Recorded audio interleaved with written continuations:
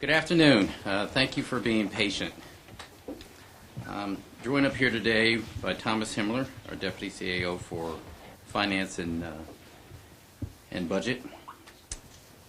When I first proposed my budget to the Council back in March, I indicated that we had to begin to make a greater investment in our public education. An investment we must make in order to prepare our students for the opportunities that are coming and to make the county more competitive with the region. I said at that time, the most sought-after counties in the region, the state, and the nation are the ones that are safe and have the best public education system.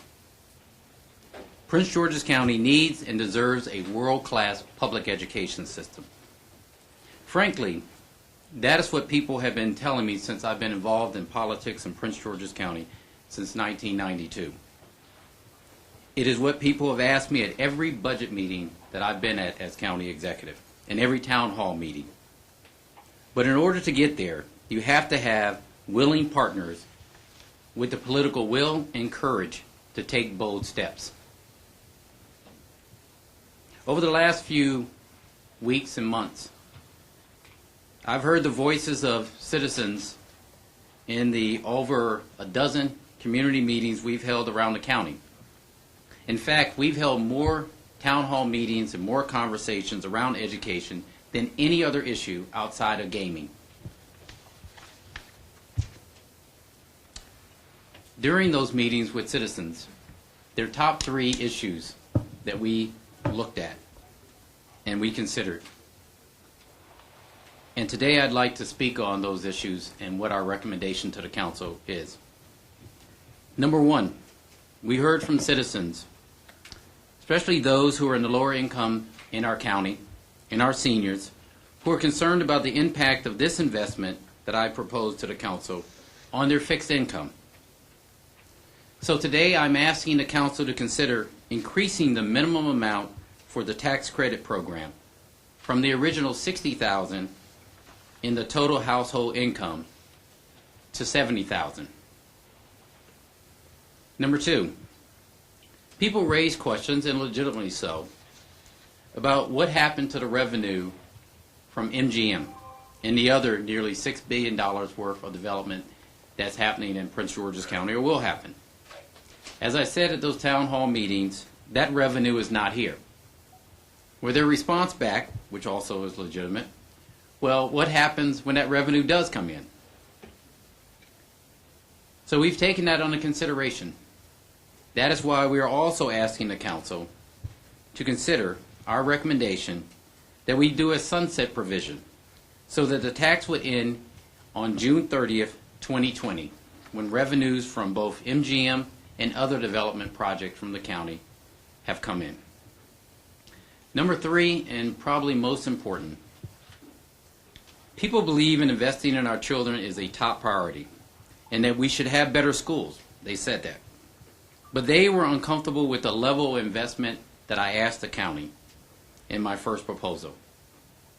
So today we are changing that and asking the county to reconsider the initial investment. We're asking the county to find $65 million in additional education dollars to fund the improvements in our school. Not a meager increase that will keep us in the same place at the same time. So we're asking him for $65 million and not a smaller amount than that. Because I believe that the additional $65 million directed to our school system would get us to the top 10, the original amount that we proposed would get us to the top 10. The 65 that we're asking for won't get us to the top 10, but will move us up and show the region that we are serious about making improvements in public education. It will help us in these areas, retaining teachers, increasing funding for every school. Early childhood will remain priorities in this budget.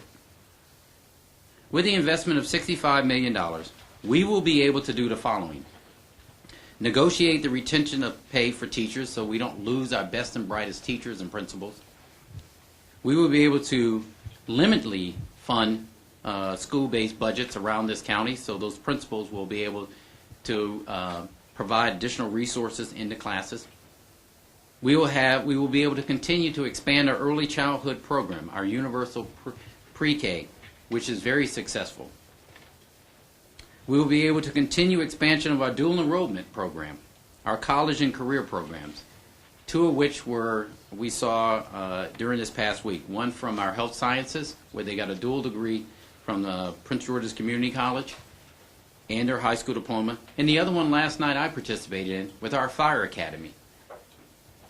We will also be able to implement in targeted areas our arts integration program. We will increase family engagement resources, but not at the level originally proposed.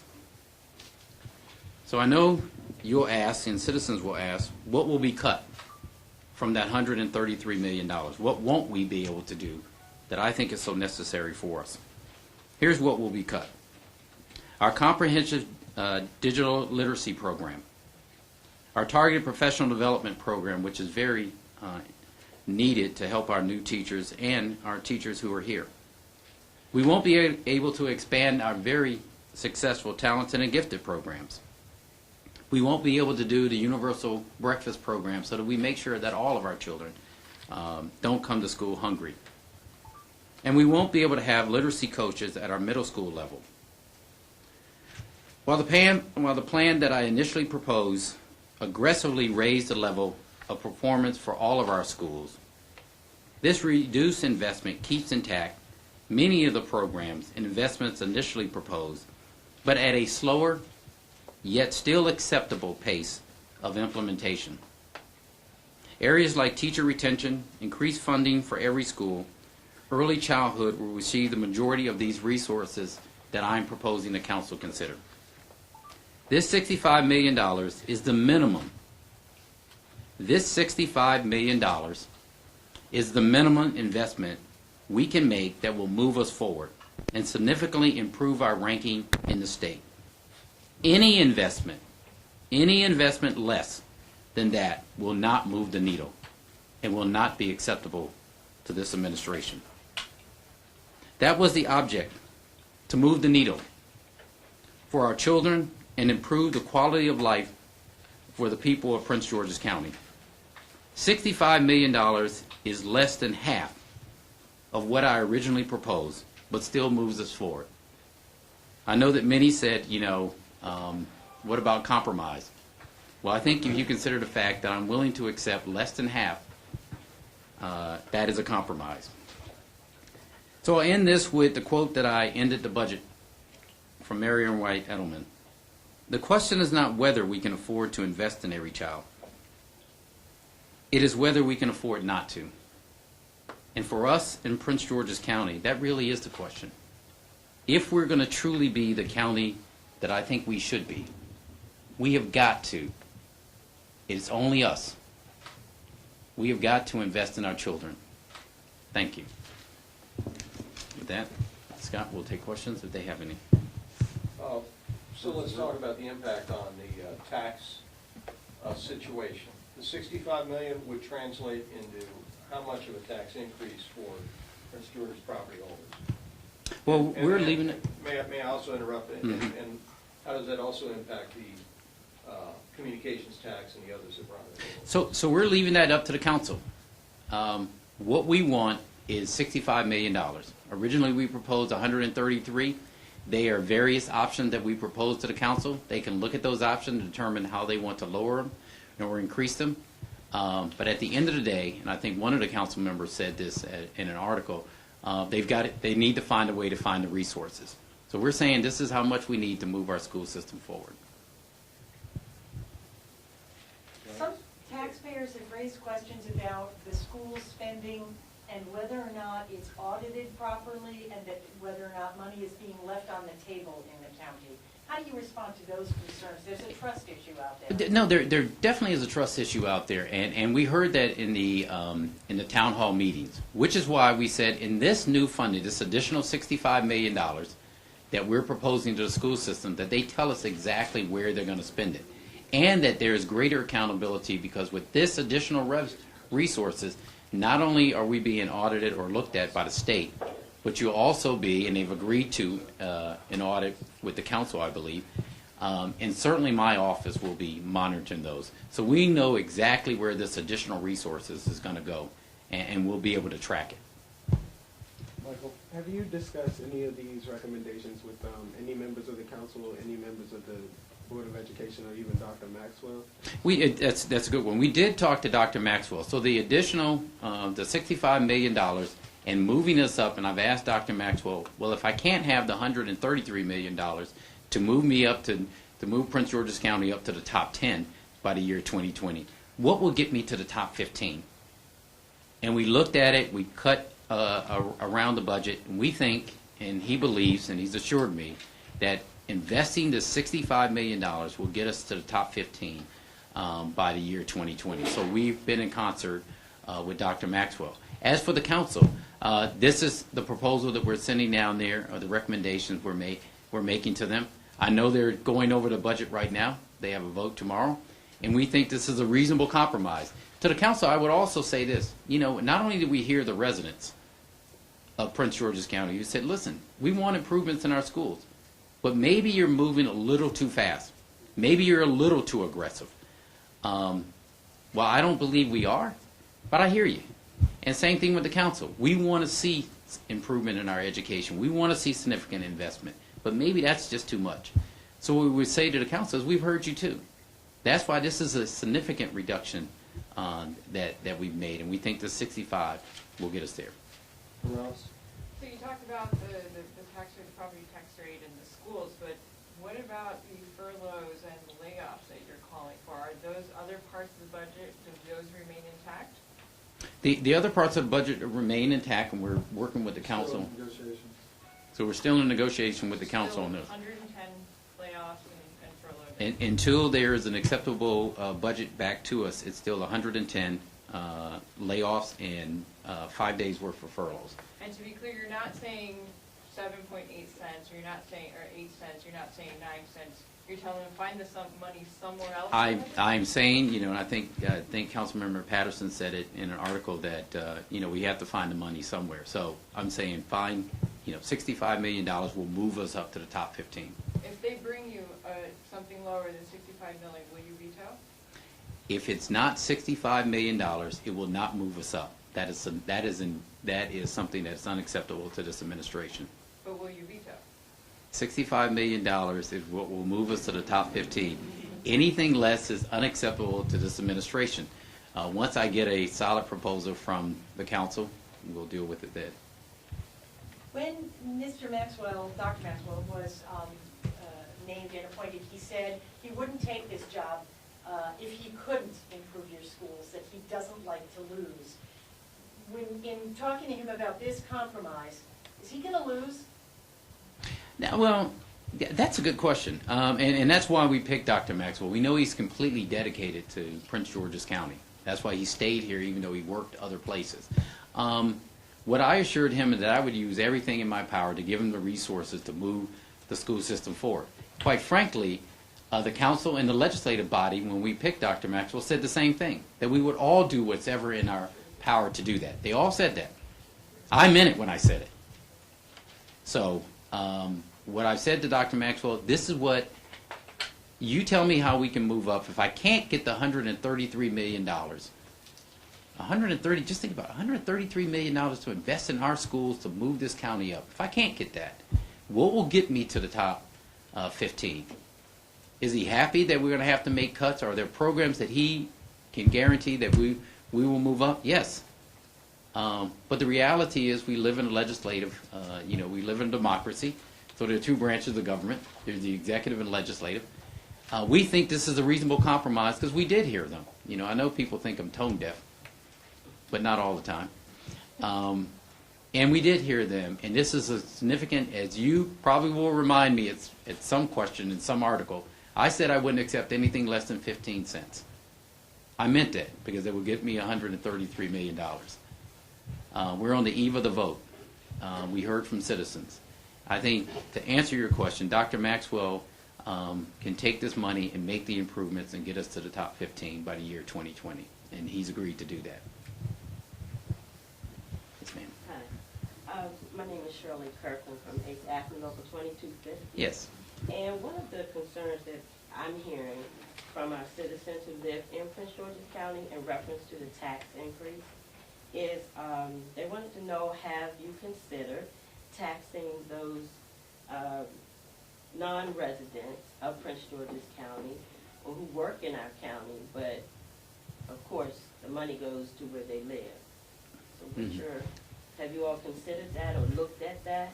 Well, the only way that we can raise revenues is what the state allows us to raise revenue. Okay. And so the provisions that we've sent down to the council is what the state allows us to do.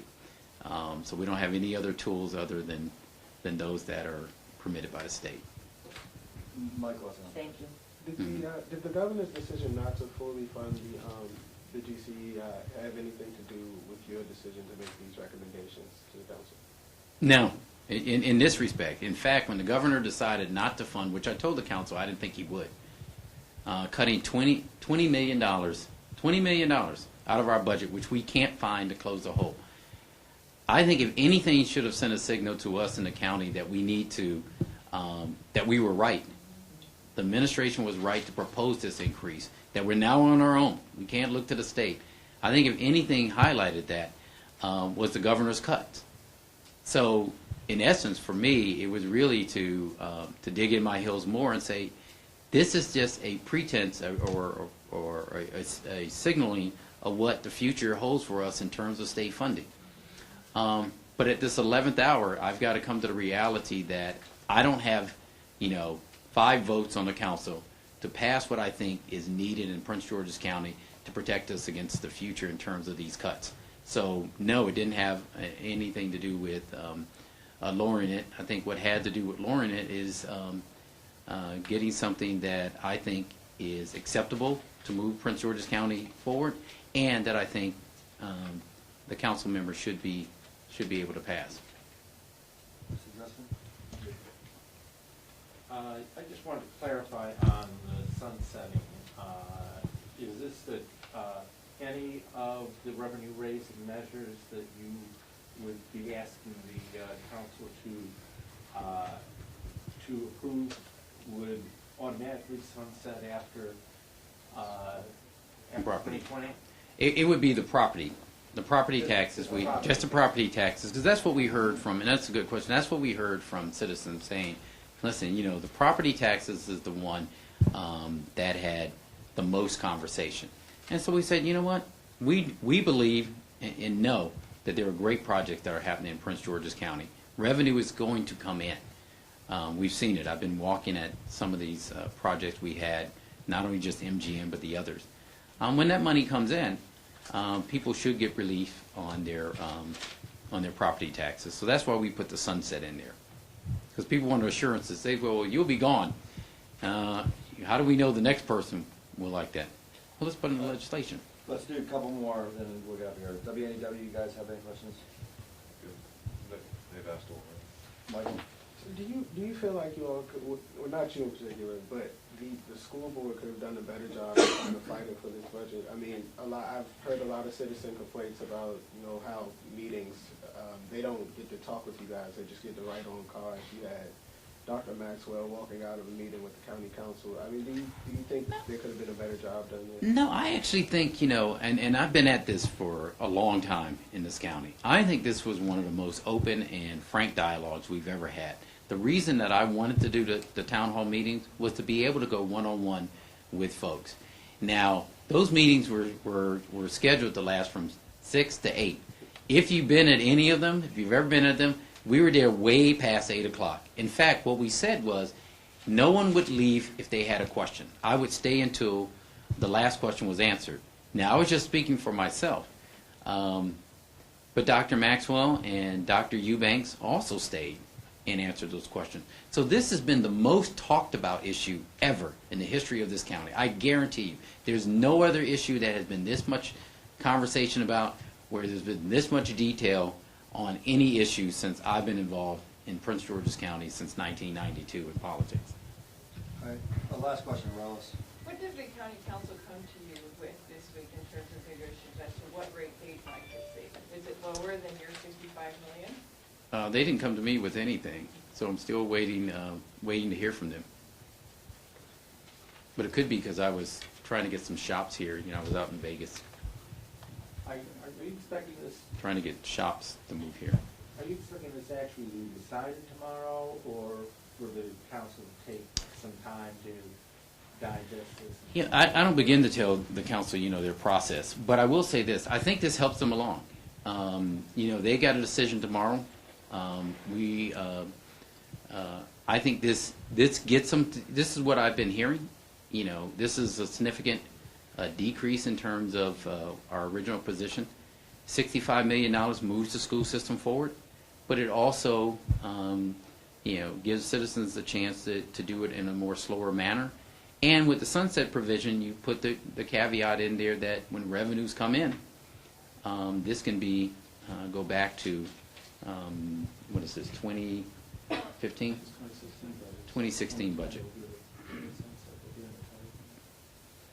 Okay, thank you guys, everyone. Mr. Thank you Baker, for being Mr. Hamler, patient. and myself